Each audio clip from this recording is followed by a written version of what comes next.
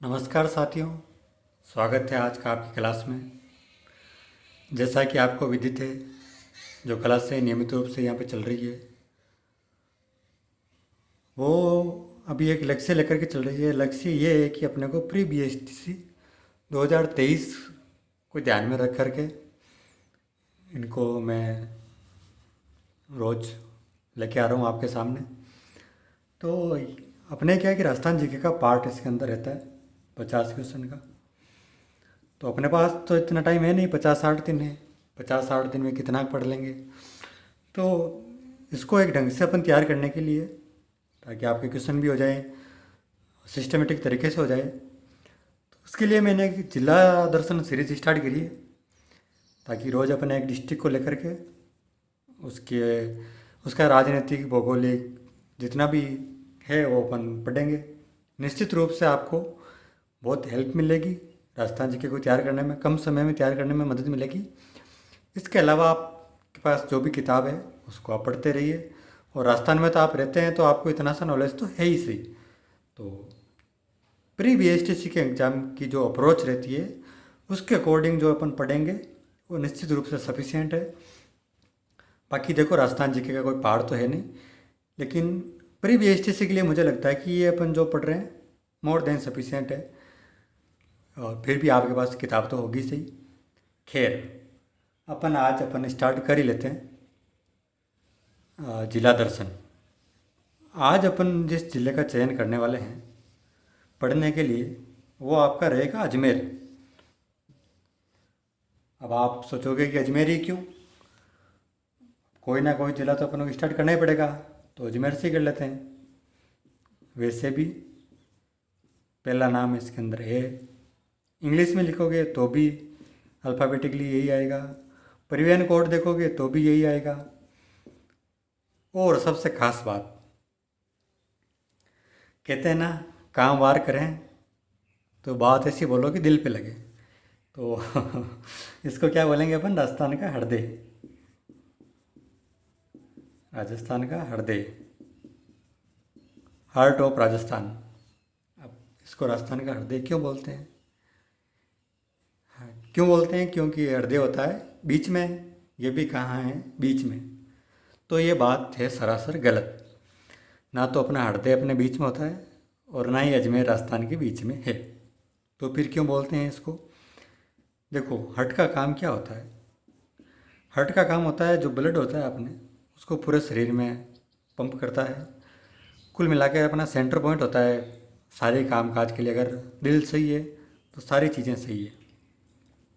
ठीक वैसे ही जो अंग्रेज लोग थे, उनका जो कंट्रोल करते थे वो किसी चीज़ को, तो वो सारी चीज़ें अजमेर से ही कंट्रोल करते थे। इसलिए इसको कहा जाता है राजस्थान का हृदय। चलो, आप इसका नाम ले ही लिया तो अपन इसके सारे उपनामों की चर्चा कर लेते हैं कि भाई और क्या क्या उसके उपनाम है। एक तो हो गया राजस्थान का हृदय हो गया, तो मैं इसको यहाँ पे लिख देता हूँ। उपनाम राजस्थान का हृदय, बिल्कुल सर, ये एक नाम हो गया आपका। दूसरा क्या है? इसको बोलते हैं राजस्थान का नाका।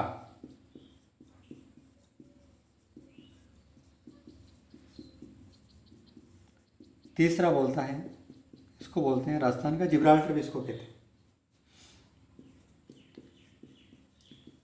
इन सबको बोलने के पीछे कोई ना कोई वजह है साथियों। अभी मैं इन वजहों पर नहीं जाऊंगा, क्योंकि ये क्लास बहुत लंबी हो जाएगी और प्री BSTC के लिए अब इतना टाइम भी नहीं है।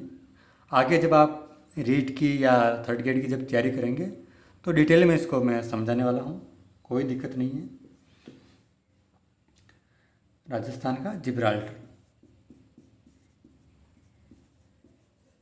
तीसरा, चौथा आ गया आपके राजपूताने की कुंजी।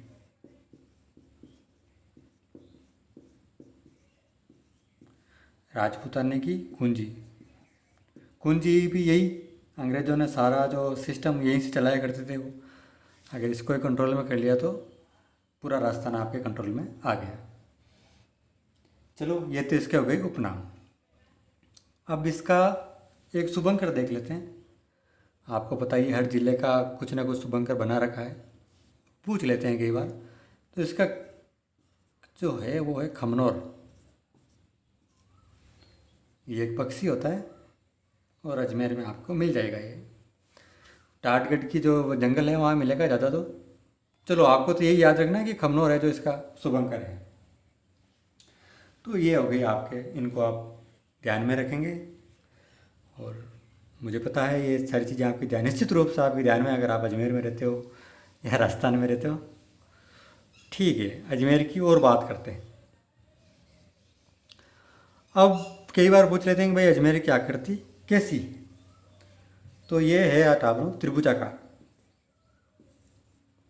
आकृति कैसी है इसकी? त्रिभुजाकार, ट्रायंगल। इसकी एक खास बात और है, देखो, ये आपका हो गया अजमेर। एक है टाटगढ़, ये अजमेर के अंदर आता है, लेकिन बीच में और अच्छा जिला आ जाता है। ठीक है, राजसमंद आ जाता है बीच में। तो ये एकमात्र दो जिले ऐसे हैं, एक तो हो गया आपका अजमेर है और एक हो गया चित्तौड़गढ़, जिनके बीच में सीमा टूटती है। ठीक है, चित्तौड़गढ़ में भी बीच में एमपी आ जाता है। वो जब चित्तौड़गढ़ पढ़ेंगे तो मैं आपको और समझा दूंगा, लेकिन फिलहाल आपको यही ध्यान में रखना है। चलो, अब अजमेर के अपन इतिहास के बारे में बात करते हैं। भाई किसी ने बसाया, क्यों बसाया, कैसे इसका नाम पड़ा, पुराना नाम क्या था। और एकीकरण में तो आपको पता ही है, 7वें चरण में ये शामिल हुआ था 1 नवंबर 1956। 26वां जिला था ये एकीकरण के समय में। ये भी आप ध्यान में रखेंगे। अब इसके इतिहास में चलते हैं। यहाँ पर शासन किया था चौहान राजाओं ने। ठीक है, चौहान। और चौहान आपको पता ही है कहाँ से इनकी उत्पत्ति हुई है, सांबर के नाडोल जगह से ये आए हैं। शुरुआत इनकी सांबर से हुई थी, बाद में ये अजयराज के टाइम में ये जिन्होंने अजमेर को बसाया ये अजमेर आ गए थे। तो अजमेर की स्थापना हुई थी 1113 ईस्वी में। किसने करी थी? अजयराज चौहान ने। ये बिल्कुल आप याद रखेंगे।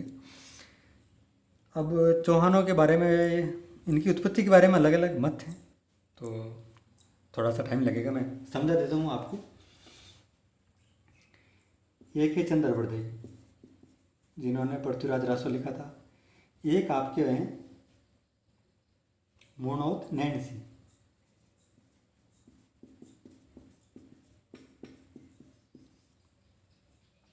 मोनोत नैन्सी। एक आपके हो गए सूर्यमल मिश्रण, जो आपके राज्य कवि भी हैं सूर्यमल। ये मानते हैं चौहानों की जो उत्पत्ति हुई है ये अग्निकुंड से हुई है, अग्नि से उत्पन्न हुए हैं। कुछ लोग मानते हैं कि ये विदेशी जाति से उत्पन्न हुए हैं। कौन मानेगा? जो विदेश से आए हैं। तो विदेश से कौन आए हैं? एक तो आपके टोड, कर्नल टोड, और एक विलियम क्रुक। ये दो मानते हैं कि भाई ये विदेश से आए हैं। सीधा सा पता चल जाएगा कि भाई कर्नल टोड ने बोला है और विलियम, क्योंकि यही विदेशी, तो ये विदेशी ही मानेंगे। अब कुछ मानते हैं कि ये ब्राह्मण से उत्पन्न हुए। इनका जो प्रारंभिक है ब्राह्मण थे। कौन मानते हैं? जो ब्राह्मण है। तो ब्राह्मण कौन है? दशरथ शर्मा, दशरथ शर्मा, और एक आप याद रख लेना, जानकवी क्याम खान। तो यह आपके चौहानों की उत्पत्ति कैसी उसके बारे में। अजमेर की स्थापना कब हुई, किसने करी, ये उसके बारे में। उसका प्रारंभिक नाम इसका था अजय मेरू। अजय मेरू, क्योंकि अजय राज ने स्थापना करी। चलो, ये हो गया आपके चौहान। चौहानों की थोड़ी सी मैं और बात कर लेता हूँ, क्योंकि अजमेर में उन्होंने शासन किया है, तो अपन थोड़ा सा हिस्ट्री पढ़ लेते हैं इनकी। तो दोस्तों, इनका जो आदि पुरुष था, जो संस्थापक था, जो जिसको इंग्लिश में बोलते हैं ना पायोनियर, वो था आपके वासुदेव चौहान। सांबर से था। कब था ये? इसका 551 ईस्वी। ठीक है, अब इसके बारे में अपन ज़्यादा इन्होंने बस ये रखेंगे चौहान राज्य की स्थापना करी थी सांबर के अंदर, और इनकी राजधानी उस टाइम होती थी नागौर, जिसको बोलेंगे अई छतरपुर।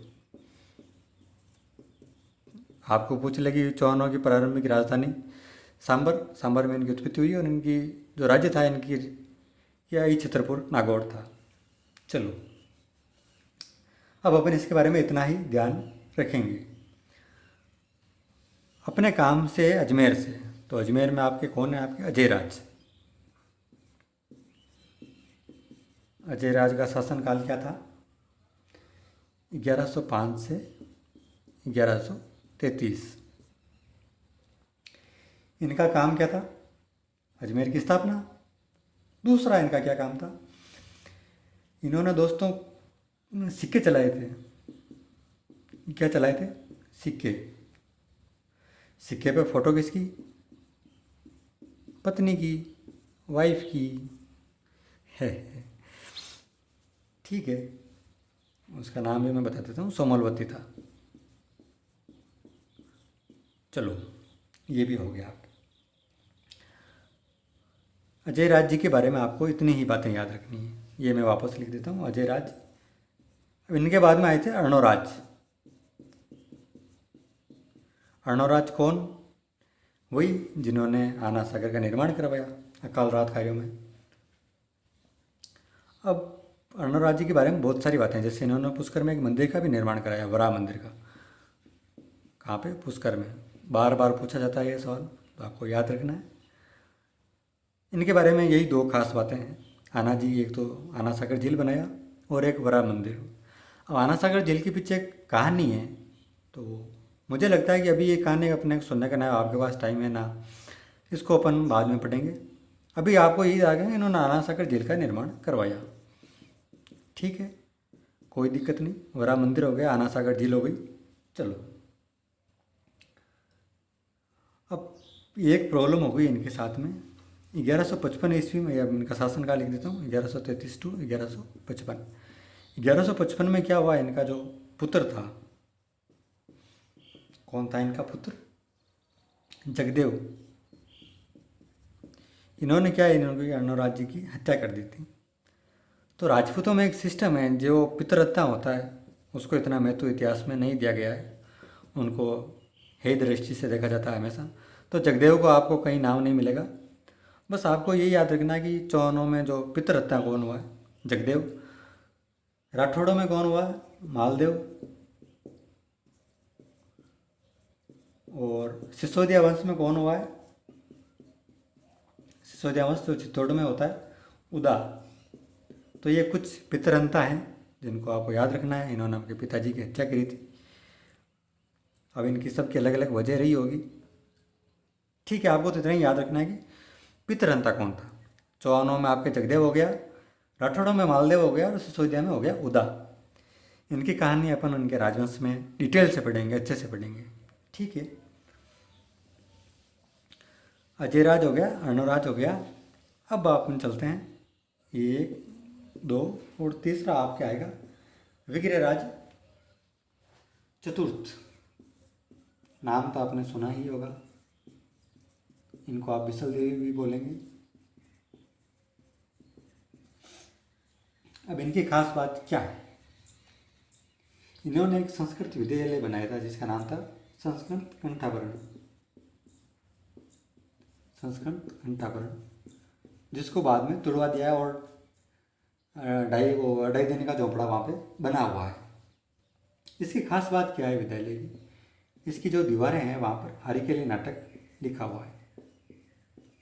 हरिकेली नाटक उत्कीर्ण किया हुआ है। हरिकेली नाटक किसने लिखा? विग्रहराज चतुर्थ ने लिखा। बार बार ये क्वेश्चन पूछा जाता है, आपको ये याद रखना है। कुतुबुद्दीन ऐबक था, उसने इसको तुड़वा दिया था और 2.5 दिन का झोंपड़ा बना दिया था। तो ये भी आ सकता है कि 2.5 दिन का झोंपड़ा कहाँ है। अच्छे से बताया आपको, अजमेर के अंदर है। किसने बनाया ये भी आपको याद है। चलो, ये आपके हो गया। इनकी खास बातें यही है, आपके लायक तो यही बातें हैं। अभी तो बाद में और डिटेल में अपन पढ़ते रहेंगे इनको समय समय पर, एग्जाम की अप्रोच के अनुसार। ठीक है। अब ये तीनों आपको क्रम याद हो गया। क्रम भी याद रखना है, इनको कई बार पूछ लेते हैं। अब सबसे खास आदमी जिसकी अपने को विस्तार में बात करेंगे वो है पृथ्वीराज चौहान। चलो पृथ्वीराज चौहान को अपन डिटेल में पढ़ लेते हैं थोड़ा सा। बहुत ही प्रतापी शासक हुआ, बहुत फेमस है, कई सारे सीरियल धारावाहिक मूवीज भी बन चुकी हैं इनके ऊपर, और इनके बहुत क्वेश्चंस भी बार बार पूछे जाते हैं। पृथ्वीराज तृतीय,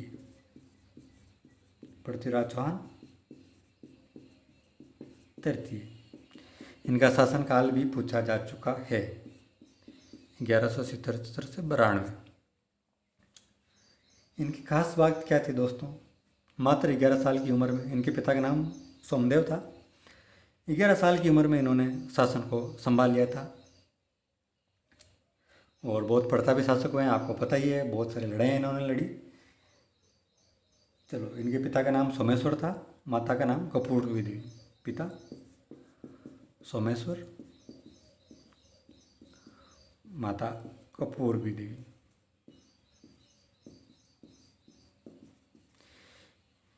इनका जो एक दोस्त मान लो, या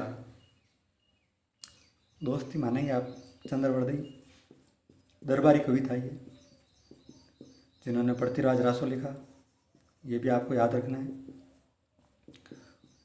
पृथ्वीराज रासो में वो सारी घटना का वर्णन है, मोहम्मद गौरी से लड़ाई, शब्द वेदी बाण, ये कहानी अपन बचपन से पढ़ते आए हैं, ये आपको ध्यान में रखनी। चलो, अब पृथ्वीराज चौहान ने कुछ लड़ाइयाँ लड़ी, इनको अपन याद में रख लेते हैं। पहली लड़ाई इन्होंने लड़ी 1882 के अंदर, जिसको अपन बोलेंगे तुमुल का युद्ध। तुमुल का युद्ध किसके साथ में हुई है लड़ाई? ये हुई थी परमार्दी देव। अब परमार्दी देव कौन था? ये महोबा का शासक था। यहाँ पर ये फेमस इसलिए नहीं है, परमार्दी देव की वजह से फेमस नहीं है, ये फेमस है आला और उदल की वजह से। आला व उदल बहुत ही वीर योद्धा थे ये परमार्दी देव के। ये यहाँ पे वीर गति को प्राप्त होते हैं, और ये पृथ्वीराज चौहान की पहली लड़ाई थी। चलो, आला उदल हो गए और पृथ्वीराज चौहान की पहली लड़ाई होगी तुमुल का युद्ध। अब आता है आपके तराइन का प्रथम युद्ध, 1191, तराइन फर्स्ट।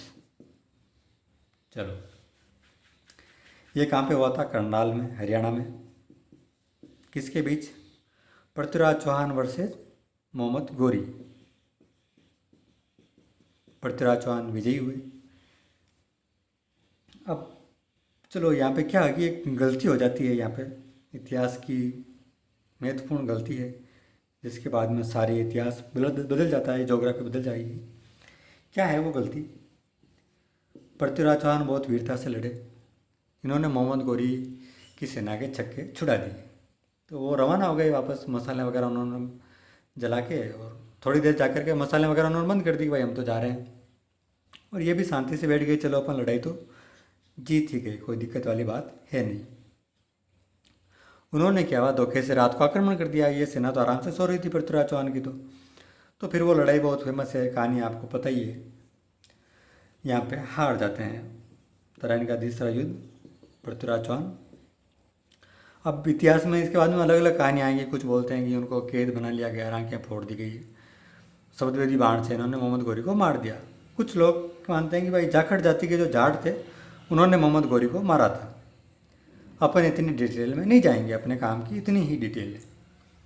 चलो, अब अजमेर की कोई खास बात नहीं है। पृथ्वीराज चौहान का जो बेटा था गोविंदराज, उसको रणथंभौर का वो शासन दे दिया गया था। वहाँ पे चौहान शाखा की स्थापना हो गई थी, और बाद में अजमेर को केंद्र शासित प्रदेश बनाया था अंग्रेजों ने। यह हो गई आपके अजमेर की राजनीति नहीं, सॉरी, यह हुआ आपके अजमेर का इतिहास, चौहानों से जो रिलेटेड है। अब कुछ भूगोल की बातें भी यहाँ से कर लेते हैं। ये अरावली के मध्य में स्थित है, मैंने आपको बता दिया है।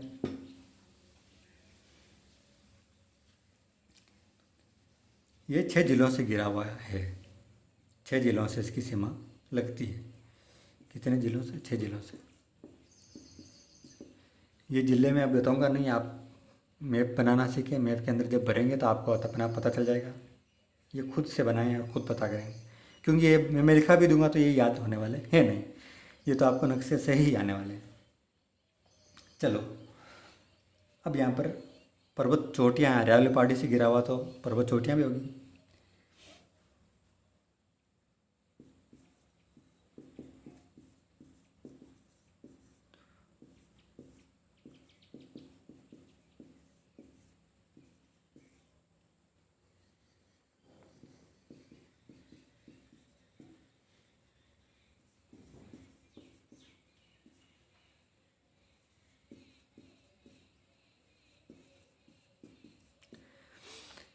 ये मीटर में है, इनकी ऊंचाई आपको याद रखनी है। गोरमजी, मायराजी और तारागढ़।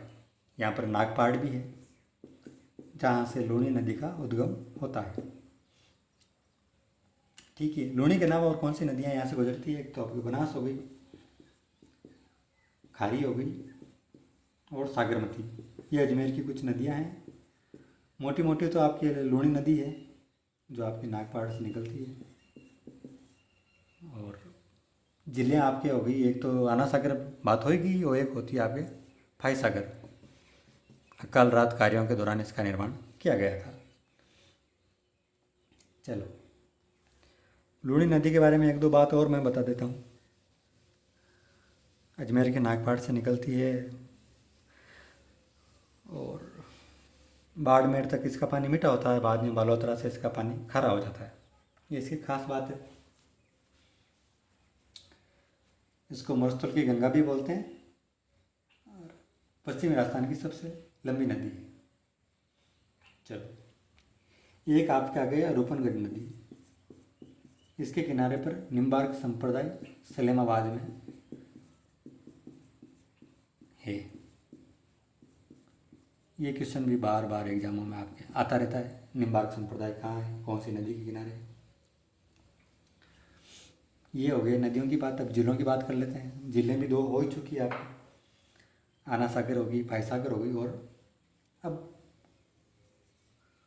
अजमेर के अंदर आपको पता है जो पुष्कर आता है, पुष्कर झील, इसको तीर्थों का मामा भी कहते हैं।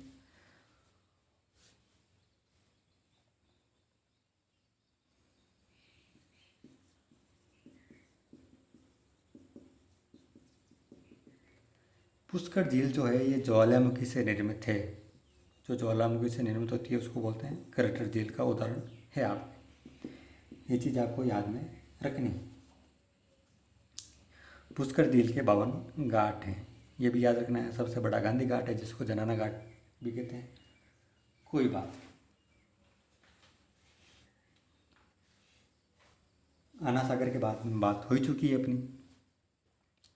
आना सागर के पास में आपके एक तो दौलत बाग बना हुआ है जिसको भी सुभाष उद्यान बोलते हैं, और एक बारादरी बनी हुई है।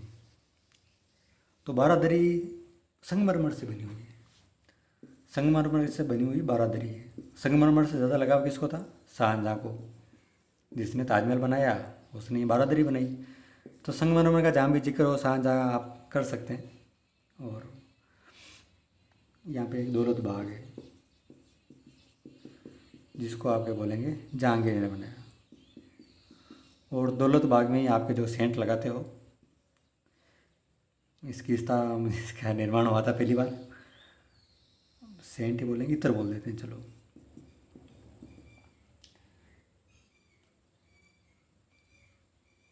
चलो ये तो हो ही गया आपके।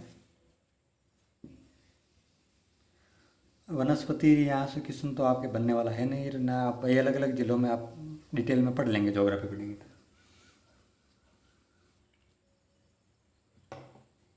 यहाँ पर पहली डेयरी बनी थी जिसका नाम था पद्मा डेयरी। राजस्थान की पहली डेयरी अगर पूछे तो ये आपके हो गया यहाँ।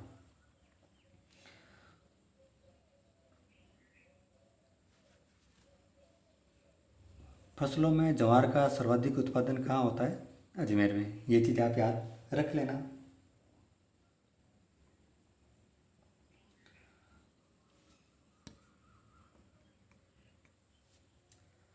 अब कृषि की बात हो रही है तो अपन मुर्गी पालन की भी बात कर लेते हैं। तो अजमेर को बोला जाता है अंडों की टोकरी। क्यों? क्योंकि यहाँ पे सर्वाधिक मुर्गी पालन होता है। तो ये फैक्ट्स आप याद रखेंगे। अब लगे हाथ खनिज की बात कर लेते हैं। यहाँ पर होता है फेल्सपार में नंबर 1 पर है अजमेर। ठीक है, ये आप याद रख सकते हैं। इसके अलावा एस्बेस्टस होता है, बेरिलियम, पन्ना, सारी और तांबा भी होता है, अभ्रक भी होता है। बट सबसे ज़्यादा उत्पादन होता है फेल्सपार में। ज्वार सबसे ज़्यादा यहाँ पर होती है, अंडे यहाँ पर खूब होते हैं। पहली डेयरी पद्मा हो गई।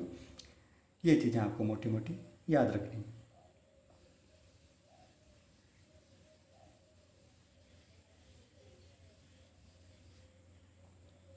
अब उद्योग की बात कर लेते हैं। तो HMT 1967 में चेकोस्लोवाकिया के सहयोग से यहाँ पर स्थापित की गई थी। HMT की पहले घड़ियाँ आती थी, अब तो बंद हो गया। ट्रैक्टर भी आते हैं इसके, अब बंद हो गए थे वो सब। लेकिन पूछ लेते हैं HMT की स्थापना कहाँ पर हुई थी? ये अजमेर में हुई थी। इसके अलावा एक ब्यावर है। ब्यावर में आपको बताओ तो सूती वस्त्र उद्योग है। पहली मिल थी एडवर्ड मिल, उसकी स्थापना भी यहाँ पे हुई थी।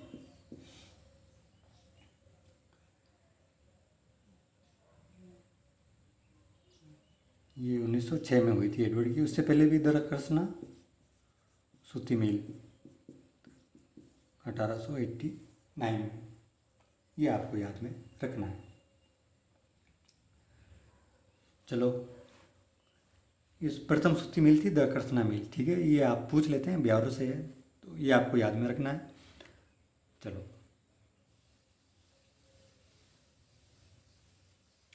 अब कुछ समाचार पत्र यहाँ से, क्योंकि सेंटर पॉइंट यही था तो समाचार पत्र यहीं से तो निकलेंगे।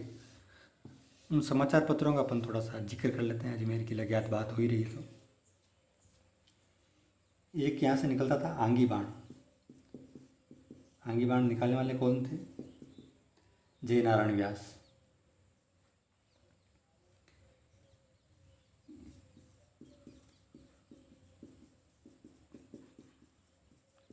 एक आपके निकलता था नवीन राजस्थान, जिसको निकालने वाले कौन थे? पथिक, विजय सिंह पथिक, जिनको आप भूप सिंह भी कहते हो। और एक होता आपका त्याग भूमि, ये आपके निकालते थे हरिभव उपाध्याय। हरिभव उपाध्याय। तो ये समाचार पत्र थे जो अजमेर से निकलते थे। उसका कारण था अजमेर सेंटर पॉइंट था, क्रांतिकारी गतिविधियां सारी यहीं से संचालित होती थी। और जो मैं कुछ संगठन थे अंग्रेजों से संघर्ष करे, वो भी यहाँ अजमेर में थे। जैसे एक हो गया आपका राजस्थान सेवा संघ, उसका मुख्यालय भी यहीं था। 1920 में था वो, बना तो 19 से था। उस पहले महाराष्ट्र में था, बाद में यहाँ अजमेर हो गया। अजमेर में एक बना था तो ये 1920 में। पहले कहाँ था? महाराष्ट्र में। 1919 में इसकी स्थापना हुई थी, राजस्थान सेवा संघ। दूसरा आपके आ गया राजपूताना मध्य भारत सभा। ये आपके आया था 1920 में। बिल्कुल याद रख लोगे आप ये। चलो, इसके अलावा एक और मैं लिख देता हूँ, वाल्टरकर हितकारिणी सभा। ये आपका आया था 1920 में। ये भी अजमेर से था। तो तीनों 1920 में ही है और तीनों अजमेर से हैं। चलो, ये आपने याद कर लिया तो मैं इसको मिटा देता हूँ। आप शॉर्ट नोट्स भी बना सकते हैं इनके। खैर, मेन चीज़ ये आपको याद रहना चाहिए। अब कुछ दर्शनीय स्थलों की बात कर लेते हैं भाई। क्या है अजमेर में? आप घूमने जाएं तो आपको वहाँ पे क्या क्या देख सकते हैं।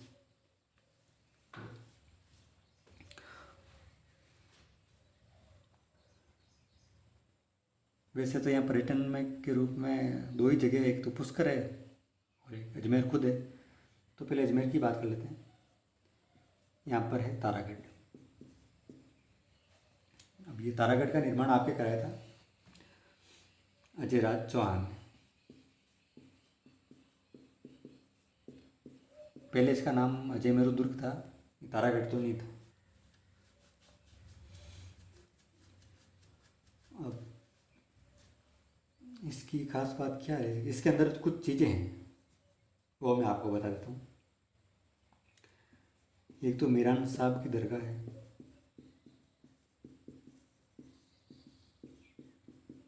घोड़े की मजार है,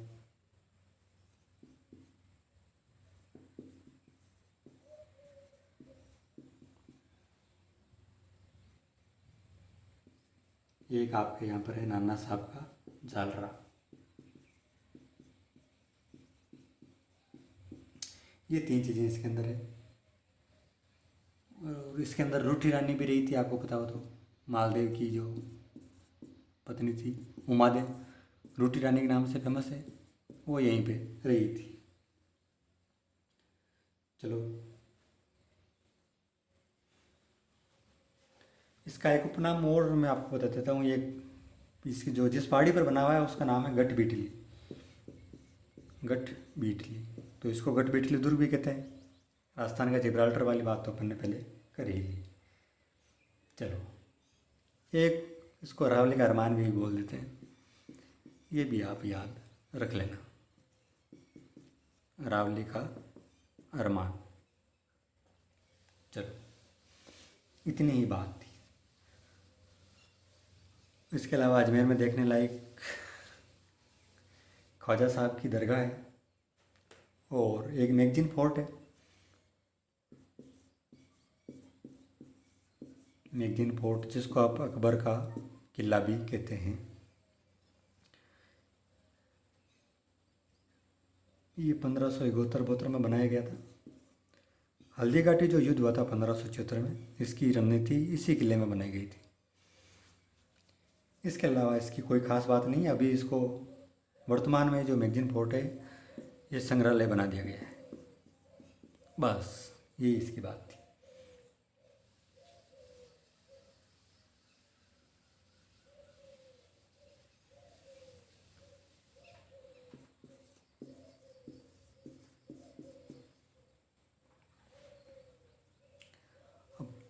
अजमेर के अंदर एक पुष्कर आता है, पुष्कर के ऊपर मैं एक अलग से वीडियो बनाऊंगा अजमेर पार्ट 2 से, ताकि इसके अंदर जितने भी मंदिर हैं उनके बारे में थोड़ी डिटेल से बात कर लेंगे कि तो आपके मंदिर तैयार हो जाएंगे और वो थोड़ा टाइम लेकर के अच्छे से बना देंगे उसको। अजमेर की यही बातें थी। यहाँ से थोड़ा चित्रकला लेता हूँ। किशनगढ़ की वजह से चित्रकला कुछ फेमस थी यहाँ की। किशनगढ़ में आपको पता है चित्रशैली थी जिसको आप बोलेंगे बड़ी ठनी। प्रमुख चित्रकार इसका आपको पता ही है, कौन था? निहाल चंद। शासक सामंत सिंह जिसको आप बोलेंगे नगरीदास। चलो, बड़ी ठंडी कब बनाया गया था ये पूछा जाता है कई बार। 1778 में। और 1973 में भारत सरकार द्वारा 5 रुपये का डाक टिकट इसके ऊपर जारी किया गया था। और इसको भारत की मोनालिसा भी कहा जाता है। किसने कहा था भारत की मोनालिसा? इसको किसने कहा था? तो ये कहा था आपके एरिक डिक्सन ने।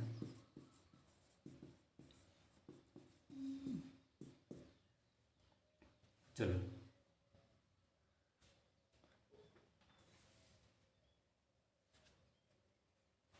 चित्रकला हो गया, देखो हिस्ट्री हो गई, ज्योग्राफी हो गई, आर्ट एंड कल्चर हो गया अजमेर का।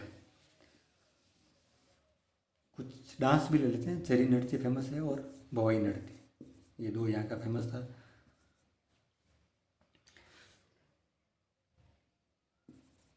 चरी नृत्य किशनगढ़ का फेमस है और यहाँ की फल्गुबाई थी, ये चरी नृत्य के लिए फेमस है।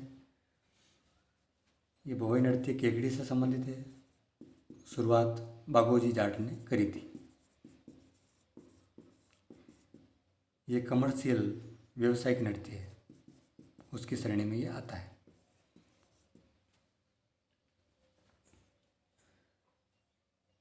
चलो, अजमेर की यही खास बात थी। एक और मैं बता देता हूँ आपके, यहाँ पर एक तबीजी है, वहाँ पर राष्ट्रीय मसाला अनुसंधान केंद्र स्थापित किया गया है। और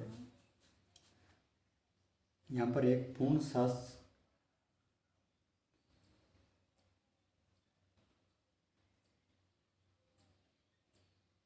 यहाँ पर एक गांव है मसूदा, जिसको पूर्ण साक्षर गांव घोषित किया गया है, 100% एजुकेटेड। बांद्रा सिंदरी में आपके केंद्रीय विद्यालय है। किशनगढ़ में आपके एयरपोर्ट है। राजस्व मंडल का मुख्यालय,